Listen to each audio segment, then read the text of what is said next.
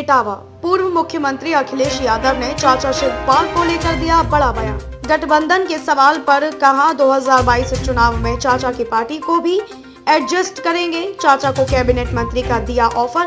साथ ही शिवपाल सिंह की विधानसभा सीट भी प्रसपा के लिए छोड़ने की बात कही। वहीं मायावती से आगे भविष्य में गठजोड़ पर बोले किसी बड़ी पार्टी से नहीं होगी बात। यूपी विधानसभा उपचुनाव एवं बिहार में महागठबंधन की हार पर कहा लोकतंत्र में इतना बड़ा धोखा किसी के साथ नहीं हुआ।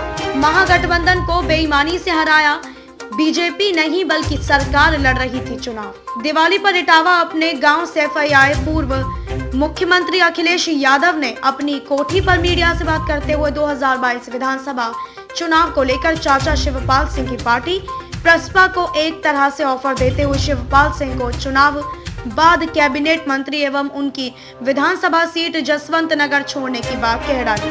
उन्होंने कहा कि वह हर छोटी पार्टी से बात करेंगे, वहीं किसी भी बड़ी पार्टी से तालमेल की बात को नकार दिया। तो वहीं जब अखिलेश यादव से यह पूछा गया कि जिस तरह से वह बिहार एवं उपचुनाव में धांधली का आरोप लगा रहे हैं, इसके कोई प्रमाण उनके पास है? इस पर अखिलेश ने कहा कि आप मीडिया के सारे एग्जिट पोल गठबंधन की लहर दिखा रहे थे। इटावा से मोहम्मद अजहर आदिल की रिपोर्ट। और उसके बाद वो हालांकि सरकार नहीं बना पाए, किस तरीके से आप देखते हैं वहां के रिजल्ट को?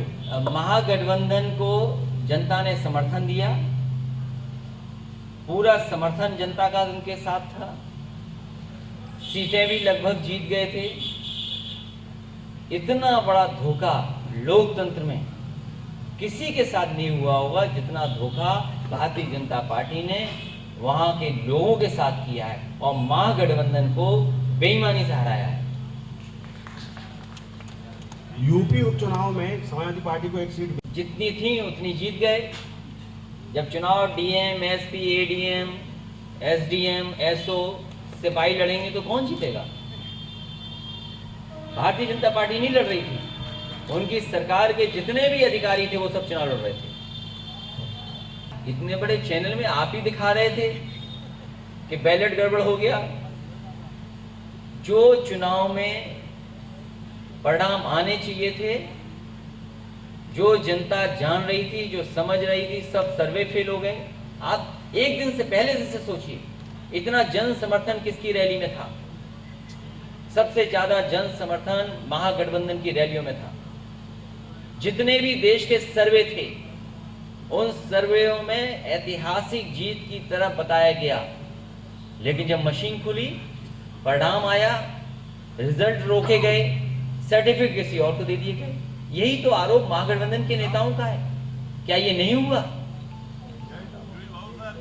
जी, एक आखिरी सवाल और मायावती बहन जी के बारे में कहा जाता है कि पार्टी ने कहा है कि अपने छोटे दलों के साथ तो विचार कर सकती है, बड़े दलों के साथ गठबंधन नहीं। तो ये वाक आपके जहन में कैसे आया? क्योंकि इटावा केवल लाइन सफारी देखने आता था, आप लोगों को नहीं देखता था। नहीं ऐसा नहीं है, हम लोग लाइन सफारी। देखिए 22 में चुनाव आपकी 22 की आ रही, कोई राजनीतिक गठबंधन? समाजवादी पार्टी की कोशिश रहेगी कि कई दल जो हैं जिनसे बातचीत हो रही है या बातचीत हुई है या उन्होंने कभी कभी मदद की है, छोटे दलों से तो एडजस्टमेंट होगा, लेकिन बड़े दलों से कोई गठबंधन नहीं होगा।